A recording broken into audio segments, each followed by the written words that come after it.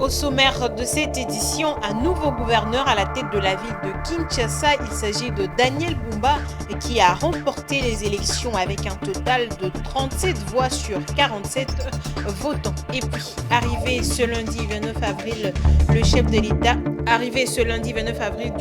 l'État à Paris pour une visite officielle, Félix Tshisekedi a été reçu à l'Assemblée nationale pour cette première journée.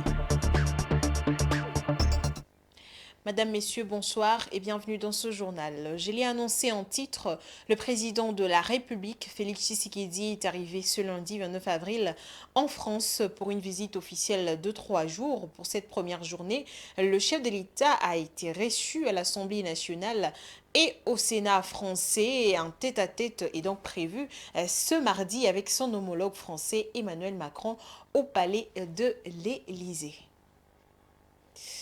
Et puis, le président Félix Tshisekedi devrait travailler pour améliorer le social du Congolais afin de le rendre moins dépendant de ses frères et sœurs vivant en Occident. C'est le vœu de plus d'un Congolais vivant en France. Réagissant au séjour de Félix Antoine Tshisekedi à Paris, ces Congolais à l'Hexagone ont aussi suggéré à leur président de placer la question de la guerre au centre de ses échanges avec son homologue français Emmanuel Macron. Correspondance particulière du journaliste congolais Patrick Mangala, basé à Paris, à qui Domomat a prêté sa voix. Les débats entre Congolais en ce lundi 29 avril à Château-Rouge, dans le 18e arrondissement de Paris, est dominé par un sujet, l'arrivée du président congolais Félix Antoine Tshisekedi à Paris. Pour ses compatriotes vivant dans la capitale française, le président congolais doit saisir cette occasion pour tabler avec son homologue français Emmanuel Macron sur la question de l'insécurité à l'est de la RDC afin d'y mettre un terme définitif une fois pour toutes. Banda, ça fait 20 ans guerre en aussi la terre. Donc to lembi. Toi pena pour président Fati nga prometa kabiso que yeso comme mukonzi guerre wana ko sila. Donc to lingi sur la bien président Macron. Na président na ba président ka Europe.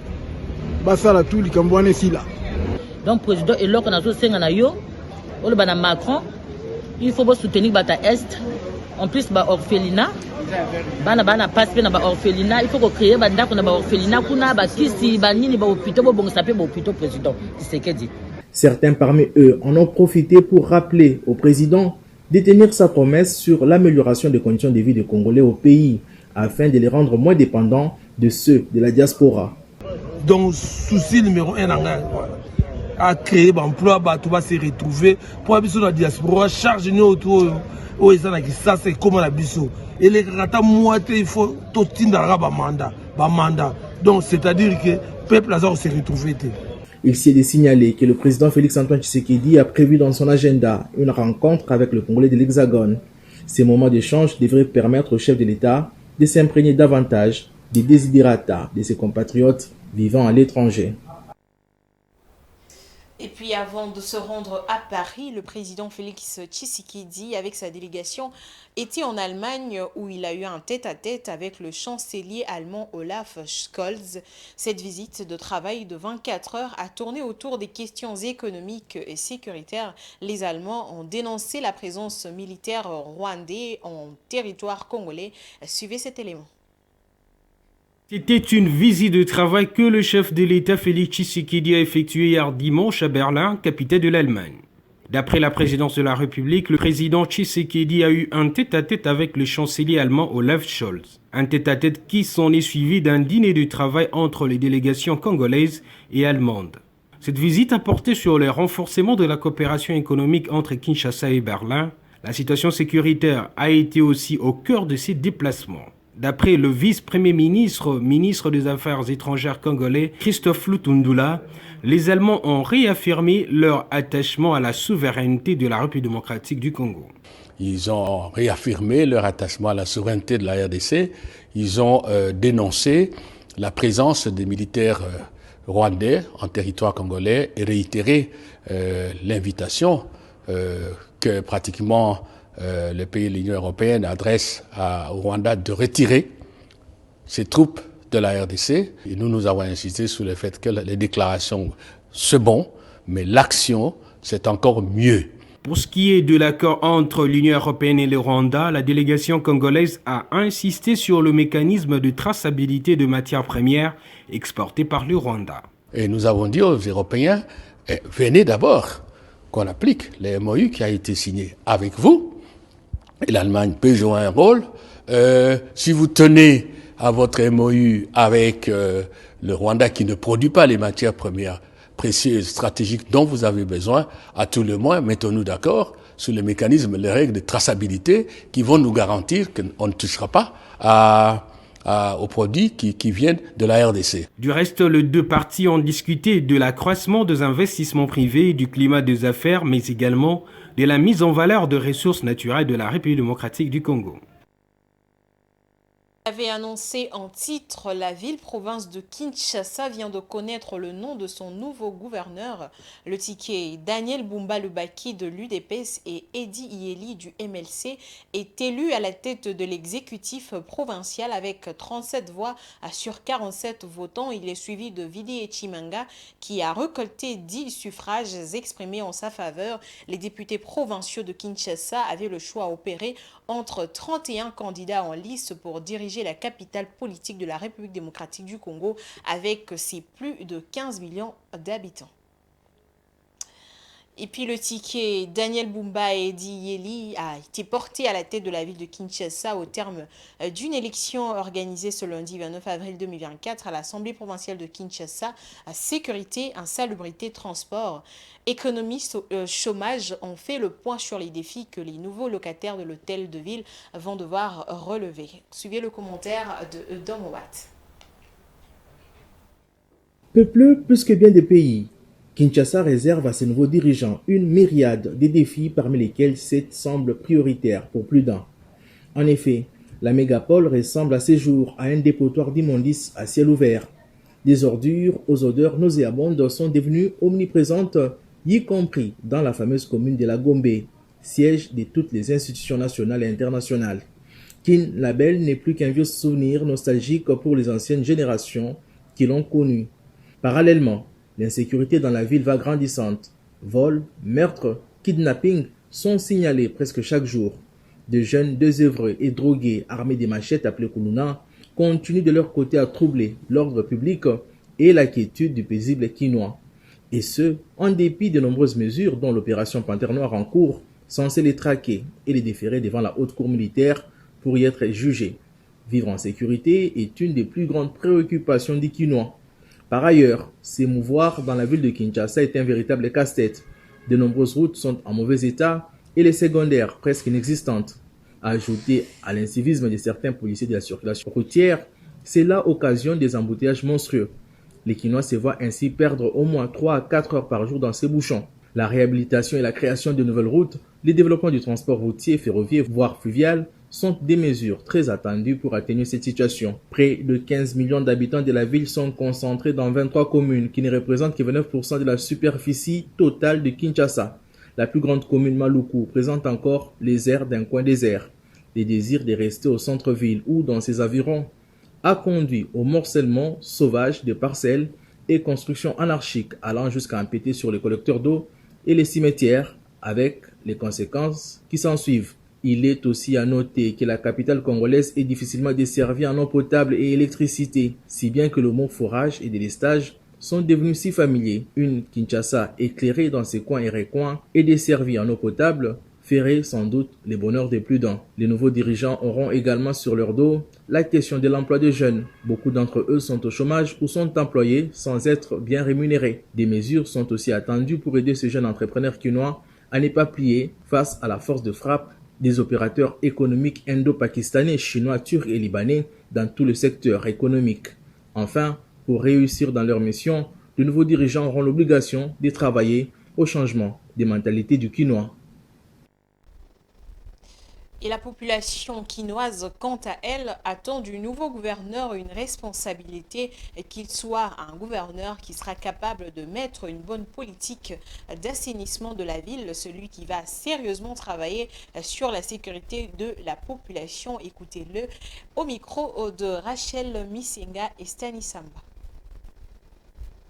Bon, gouverneur ozala eli soka ye yo tokosenga na ye kaka keno azala pe exemplaire alanda banzela baninga musu basali te parce que ville ya Kisasa bon gouverneur asali ba misala na ye mais oyo ezaka kaka tomoni kaka keno salite nde eleki asali pena musala oyo ndenge peuple alingaka te parce que a transport ezomata ndenge mutu alingi. Or, ezali ba rôle ya gouverneur ya kotelemela hausse de prix ya ba transport kotelemela ba bosoto na banzela tout ça là nde ezaka musala pena ya makasi gouverneur akoki kosala changement tozozeli mutu ya koya kokota atia bopeto Kisasa ezala propre na rigueur et puis transport ezala pe na norme ke chaque destination ya mutuka ebanaka esika ezokende pe batu bazala na civilisation ezopermettre pour l'avenir ya lobi. Pour le nouveau gouverneur qui sera élu, on attend de lui une certaine sens de responsabilité. Il doit être conscient et très responsable surtout. Parce que le gouverneur précédent, à mon humble avis, n'a pas été assez responsable. C'est déjà actuellement le chaos. Hein. On n'a pratiquement plus de route. En une année, j'ai changé 2 fois ma suspension et après je suis obligé de payer comme quoi la vignette. Vous voyez un peu ce que ça fait de payer des taxes de route qu'on n'utilise pratiquement pas en bonne et due forme. Et vraiment la ville est délabrée. On attend d'avoir un gouverneur très responsable qui va remonter un peu les chaos. On sent vraiment qu'il y a un changement. Totali, tobotami na Kisasa, tomoni Kisasa ndenge ezali na ba gouverneur baleka na kati ya Kinshasa. Bon, yambala oyo vraiment mboka na biso do Kisasa ezaki boite. Kisasa ba benga ngo miroir. Mais lelo Kisasa eze sous miroir te. Kisasa ebeba. Eloko tosengi gouverneur oyo ba député provincial ba ko voter na mbala oyo. Azala gouverneur oyo aya ko bongisa Kisasa aya ko silisa les sécurités oyo eza na kati ya capitale na biso ya Kinshasa. Autre chose à présent, la communauté d'Afrique de l'Est a ouvert ce lundi le 14e conseil sectoriel de coordination des politiques étrangères et le 12e conseil sectoriel conjoint de coopération en matière de défense, de sécurité internationale et de coordination de la politique étrangère de l'EAC. La RDC est présente à ces assises par Peter Kazadi, vice-premier ministre en charge de l'intérieur et sécurité. Et puis, rendons-nous au Kasaï. Rendons-nous dans la province du Kasaï où, après incendie de leur maison la semaine dernière, de nombreuses personnes ont quitté Bakwakenge dans le territoire de Moueka en province du Kasaï. Selon l'administrateur du territoire de Moueka, ces personnes fuient les affrontements nés d'un conflit des limites terriens qui oppose les Bakuba du groupement Bolampo dans le territoire de Moueka au Kasaï, au Benami Lombe du territoire de Demba au Kasaï central. Pour plus de détails, je vous laisse suivre l'administrateur du territoire de Moueka, François Mingambengele. Il a été joint au téléphone par Francine Moukeba. Oui, c'est vrai qu'il y a eu un déplacement massif de la population à Bakwakenge le 23 avril de cette année. Mais pour le moment, la vie est en train de revenir petit à petit. Mais il faut souligner qu'il n'y a pas eu de morts. Malheureusement, quelques maisons ont été incendiées. Ce qui m'a fait très mal, c'est qu'une maman qui a mis au monde à 13 heures se voit obligée de fuir avec son enfant à 14 heures en brousse, ce qui est très malheureux. Tout ça à cause des velléités non justifiées d'un certain Moutombo. À la base, c'est le fait que le chef Moutombo soit venu demander à la police de Bokwankeng du territoire de Moueka de quitter le bureau parce que, selon lui, cette partie revient au territoire de Demba. Alors que l'histoire le démontre très bien que cette partie est située au territoire de Moueka, la gare de Bokwankeng, y compris le lieu où le professeur Evariste Bochab a construit un dépôt et autant de maisons. Toute cette partie revient au territoire de Moueka. Ce qui a été conclu au forum tenu à Kananga, après qu'il y ait eu affrontement autrefois. Donc, tout ce que nous pouvons demander au gouvernement central, c'est de faire respecter toutes les résolutions du forum tenu à Kananga, que cette fois-ci, la solution soit trouvée une fois pour toutes, de façon que la paix durable règne dans cette partie du territoire national. Parlons sport, les playdowns du championnat national de la République démocratique du Congo ne s'est pas joué ni ce samedi ni ce dimanche dans la ville de Kinshasa, alors que le tournoi venait de débuter vendredi dernier avec le match qui a opposé l'OC Renaissance à l'AC Kouya. Pourquoi donc cela n'a pas eu lieu? Réponse dans cet élément de Blaise Kouzola.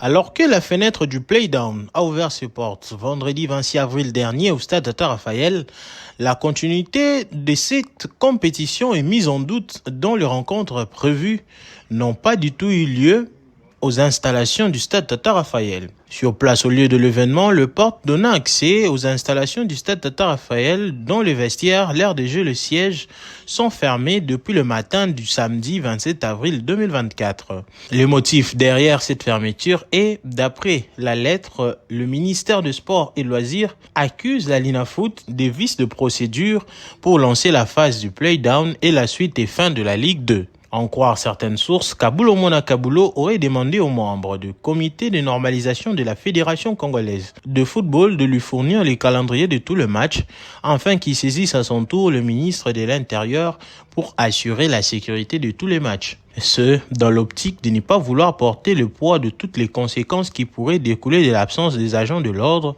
et de sécurité lors de matchs. N'ayant pas obtempéré à sa décision, le ministre des Sports charge à son tour le CONOR d'être à la base de cette situation. Dans un communiqué officiel, le ministère des Sports et Loisirs a clairement déclaré l'interdiction temporaire du play-down jusqu'à ce que le CONOR puisse répondre de manière satisfaisante aux préoccupations soulevées. Cette décision vise à assurer la sécurité des joueurs, du public et de tous les acteurs impliqués dans la compétition, mettant en lumière les tensions croissantes entre les autorités sportives et l'instance dirigeante du football congolais. Mesdames et messieurs, allons au-delà de nos frontières avec la page internationale.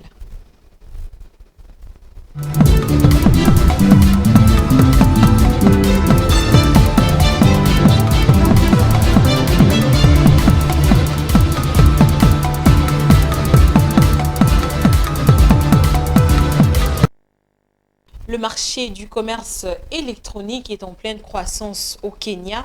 En 2020, la pénétration du commerce électronique dans le pays est estimée à 40,3%. D'après un nouveau rapport de l'autorité de la concurrence du Kenya, la pénétration du e-commerce devrait atteindre 53,6% d'ici 2025. Les revenus générés par le secteur devraient augmenter pour s'établir à 28 milliards de shillings d'ici 2027. Suivez. Le marché du commerce électronique est en plein essor au Kenya. Dans le pays, la pénétration du e-commerce devrait atteindre 53,6% d'ici 2025, selon un nouveau rapport de l'autorité de la concurrence du Kenya. Le rapport, publié le 25 avril 2024, indique que les revenus générés par le secteur devraient augmenter chaque année à un taux de 19,15% pour s'établir à 28 milliards de shillings, soit 208,2 millions de dollars d'ici 2027. On passe vraiment aujourd'hui à une forme de digitalisation avancée. Je pense que ça devrait continuer encore à se développer, d'autant plus qu'aujourd'hui, à travers les différentes plateformes qui existent, la connexion qui est assez fluide dans ces pays et justement le fait que aujourd'hui tout le monde possède des cartes bancaires.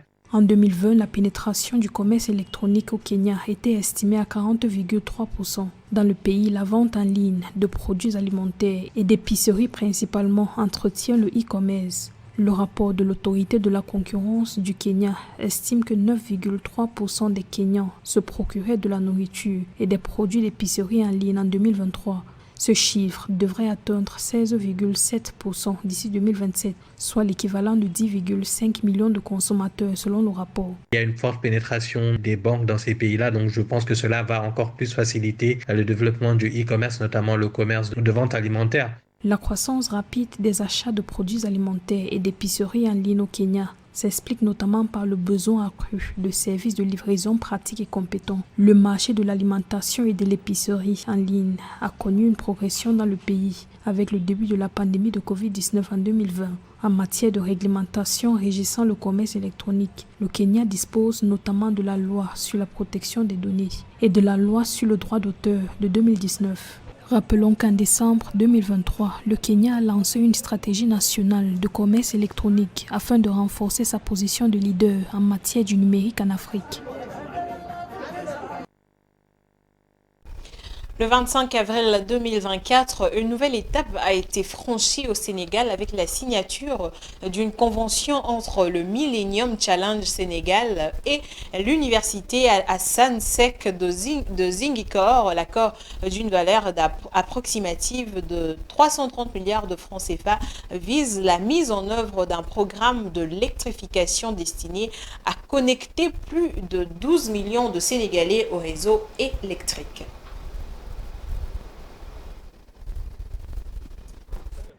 Le Millennium Challenge Account Sénégal et l'université Hassan Sek de Ziguinchor ont signé le 25 avril 2024 une convention pour mettre en œuvre un ambitieux programme d'électrification. Le partenariat d'une valeur estimée à 330 milliards de francs CFA marque le début d'un projet destiné à fournir de l'électricité à plus de 12 millions de Sénégalais. Le projet que nous déroulons en ce moment, qui est le projet du Compact du Millennium Challenge Account, est un projet de 330 milliards qui vise aujourd'hui à moderniser et à renforcer le secteur de l'énergie et plus particulièrement le sous-secteur de l'électricité. C'est un projet également qui vise l'accès universel et donc aujourd'hui nous intervenons dans plusieurs régions dont la région de Sédhiou, la région de Kolda, Tambacounda, la région également de Fatick, Kaolack, et donc nous nous assurons que les ménages, les populations villageoises ont accès à l'énergie, à l'électricité. Ce partenariat démontre l'importance de la collaboration entre les institutions publiques et universitaires pour promouvoir le développement durable.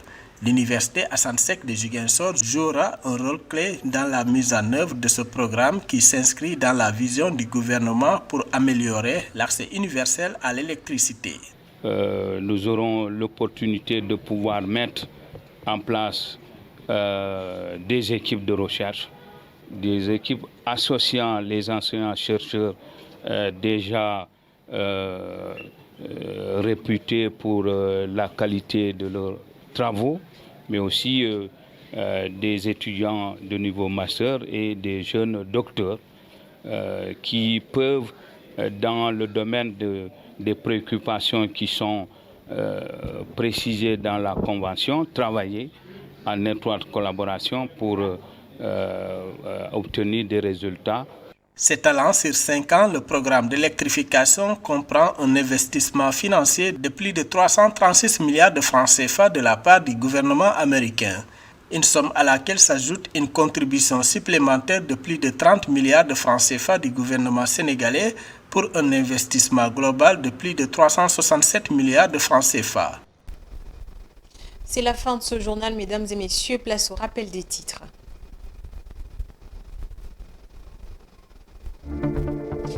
Un nouveau gouverneur à la tête de la ville de Kinshasa. Il s'agit de Daniel Bumba de l'UDPS qui a remporté les élections avec un total de 37 voix sur 47 votants. Il a formé le ticket gagnant avec Eddie Ieli du MLC. Et puis, arrivé ce lundi 29 avril du chef de l'État à Paris pour une visite officielle de 48 heures, Félix Tshisekedi a été reçu à l'Assemblée nationale pour cette première journée. Voilà, ce journal est complètement terminé. Merci à vous de l'avoir suivi. Au revoir.